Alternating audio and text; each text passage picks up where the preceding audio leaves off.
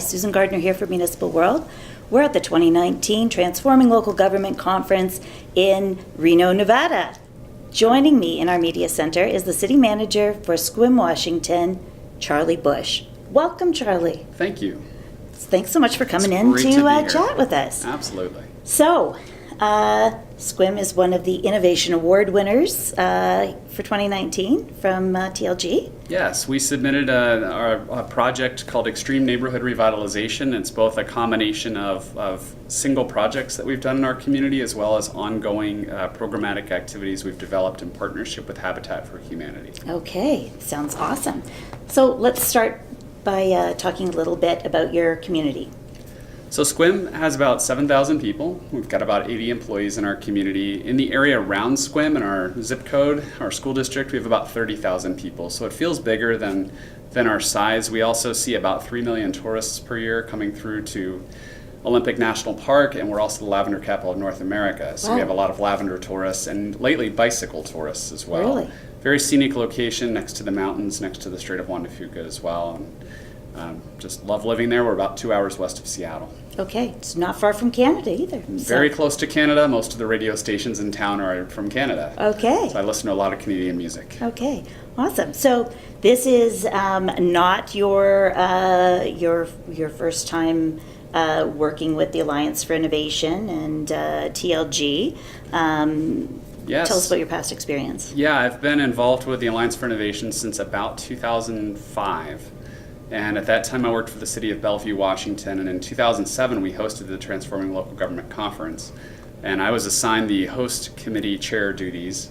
So I got a full immersion in the Transforming Local Government Conference through that process. And I've been involved with the Alliance for Innovation ever since. Okay. Currently serving on the board. I've also served on the Next Era Advisory Committee. Awesome. So your community, I know, has had a couple of innovations that have been shared through TLG in the past. So let's talk about those. Yeah, we've had an opportunity to share during a drought. Back in 2015, we provided some reclaimed water to a farmer downstream as a pilot project, and that was a unique application for us. During that drought, irrigation was cut off to a lot of the farms in and around Sequim, and so we wanted to test that for potential future droughts. So we did a presentation on that, and then last year we were part of the Alliance's Innovation Academy. And through that process, our team learned design thinking and how to really stimulate and support an innovation culture. And our project there was the Vigilante Project, which involved goats, and in particular using goats for vegetation removal in our storm ponds, which tend to be on some steep terrain. And that project was initially piloted during last year, but has really taken off, and now the Vigilante team is a part of our ongoing city services. Wow. So anybody who's watching, if you haven't seen the video, you can find it in the Municipal World Media Center. I think you can probably search for Vigilantes or Sequim, and you'll find an awesome video that your team put together, and it was a lot of fun. It was a lot of fun. It continues to be a lot of fun. Yeah, and not just fun, but a very useful, innovative approach to dealing with a municipal problem. Absolutely. Goats for vegetation removal, something that we hadn't done in our community. We tend to have a lot of agriculture in and around us, and so finding goats that we could borrow initially was not difficult, and since then we've really been working on raising our own goat herd, so that's the latest approach. Love it. So this year's award-winning initiative, tell us about that. So this year's award-winning initiative really started in 2015, and it started with a Rotary International grant that was provided to our local Habitat for Humanity affiliate. And they approached the city. The city of Sequim had a goal, a city council goal, to work on downtown neighborhood revitalization. We didn't really know what that meant at the time. We knew we had infrastructure issues. We knew we had property maintenance issues. And the Habitat affiliate approached the city of Sequim and said, we know you have this goal, we have some money, let's do a neighborhood survey. And we said, that sounds great, you're willing to help us? We're a small city, we don't have a lot of staff, we're all in. So we did a neighborhood survey, a walking survey of downtown. Through that, of course, we discovered a lot of deficiencies, particularly on people's homes, roofs that needed replacing, new paint that needed to be applied, a lot of debris that had accumulated in people's properties, in their yards, even in their homes in some cases. We knew about some hoarding situations. And so the result was we did identify one service project. Our hope was we would do this survey, we would put out the word to the community, and we would have a bunch of residents say, I'm ready for some help. Please come in and help me. We have an older community. Our median age is 56, so we have a lot of elderly residents who at some points cannot maintain their homes. And so we figured we would see more and more of those folks stepping up. We actually didn't. We did find one project to work on, and we were excited to do that, but we had to literally chase it down. Somebody went to our utility counter and reported that they were having some issues with their rental property, and typically Habitat doesn't work on rental properties, but we got wind of it.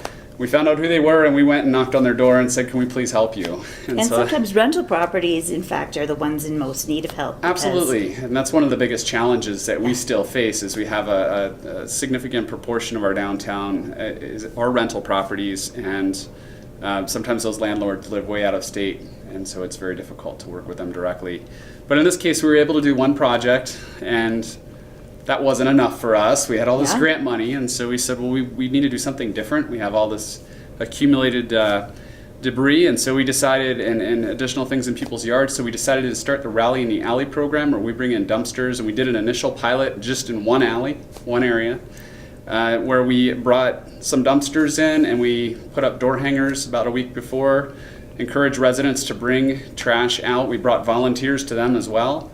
And we filled dumpsters in about an hour and a half. It was a pretty incredible process the first time out. So then we did another one. We went bigger. We took on a bigger area. We brought in more dumpsters, and it was an incredible success. So that's now a quarterly program, and we see all kinds of results from that, including neighbors helping neighbors. And that is Fantastic. Really the best outcome for us, because we know that's going to translate well beyond just that single event. Yeah, community capital.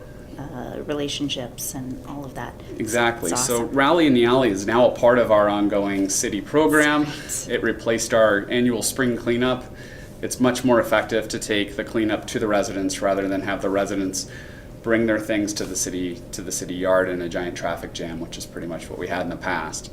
And for some folks too, it's not even an option, right? They don't have the ability. Yes. And as I mentioned, we have an older community, and so that definitely plays into this.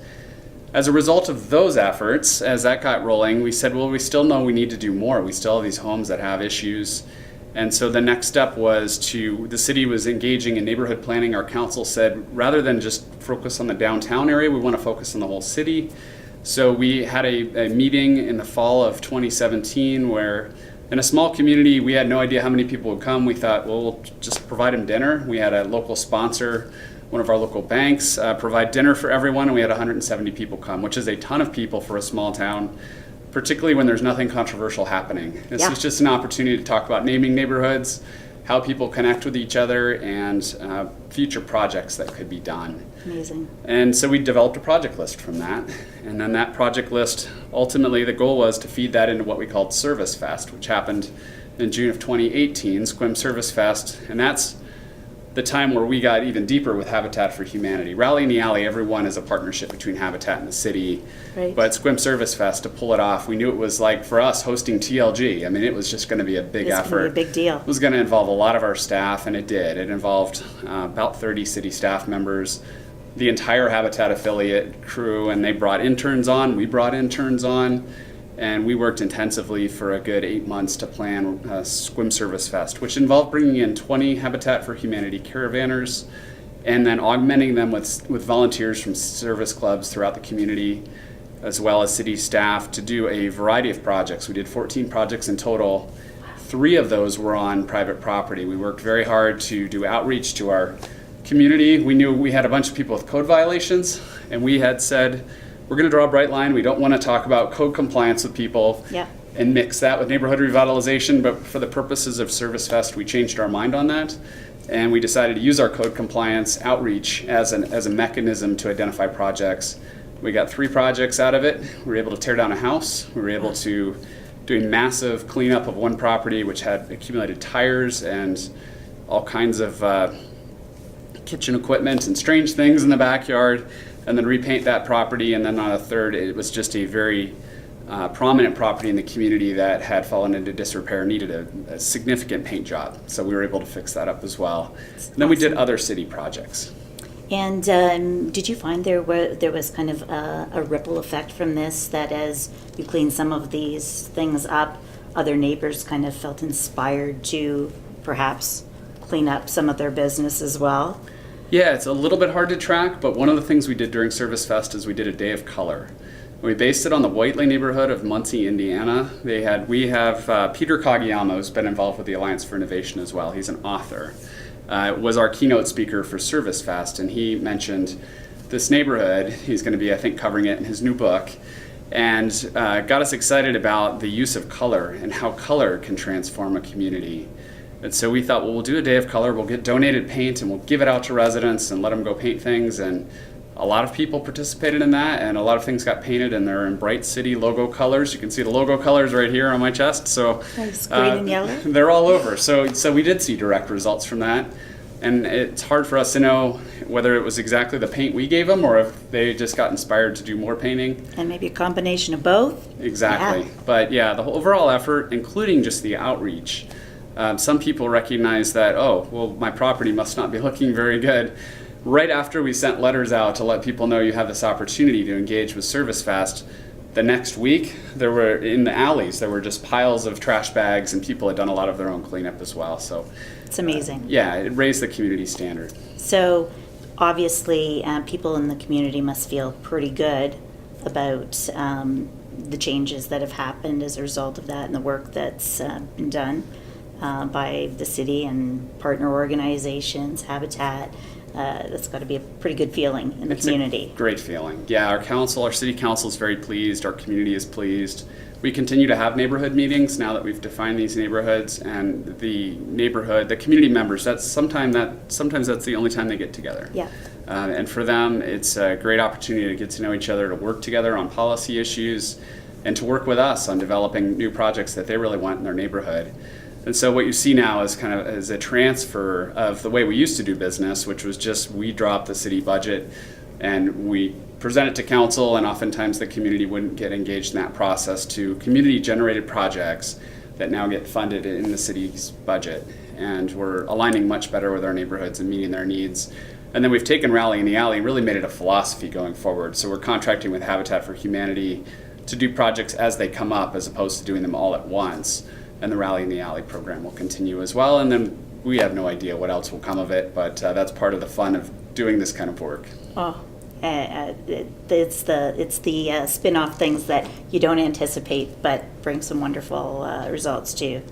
Exactly. We built neighborhood kiosks, for example, during Service Fest, and that wasn't on our radar at all until we got into the neighborhood meeting. We didn't know that people wanted those. It's fantastic. So the other question I have, beyond the impact in the community, what about your staff? How do your staff feel about all of this work that's been done? Well, I can tell you from our staff who were involved in Service Fest, many of them cited it as the most rewarding work they've done. I mean, all of us it was a moving experience to see the families from where they started to where they were in our closing event. We did concerts during this time and everything else, including our closing event. It was just moving. They were crying, and for us, wow. I mean, public service, we're here to help people. I was going to say, it's really kind of dramatic. It's the ultimate living out of public service, right? I mean, it's why a lot of people get involved in public service and have that opportunity. It's pretty meaningful. It really is. And crossing lines, that's the other thing. Leveraging a partner like Habitat, they can do things we can't do as a government.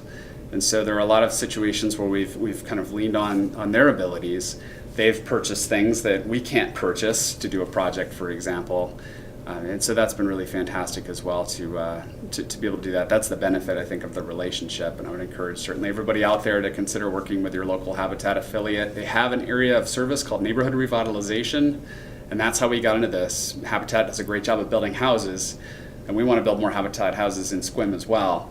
But it's really the neighborhood revitalization part of their operation that we've been able to link into, and it's helped us tremendously. Can really help transform a community that needs some help. And there's lots of communities everywhere across the U.S. and Canada that can benefit from that kind of support. Definitely. And back to your question on staff, one of the things that I think it's helped us with in our innovation effort as we continue to really push that in our culture is the ability for staff to think more broadly about their role at the city. It's not just mowing the lawn at the park, but suddenly it's how do I engage with community members in and around the park? And we have a facilitator team that does a lot of work with community engagement, and we've got a neighborhood plan that's about to go to the city council, and we'll be doing a lot more neighborhood engagement going forward with our facilitator team and with our staff. And I think it's just changed the tone of the way we do business, and we're much more connected with our community. Well, that's fantastic. Congratulations to you and your team again on the award, and congratulations on the great project and the results that you've achieved. And thank you so much for coming in and sharing that with us. Absolutely a pleasure, and if we can be of help to anyone out there who's interested in doing this kind of work, we would love to do that. Okay. Thank you, Charlie. Thank you. I'm Susan Gardner for Municipal World. We share your stories.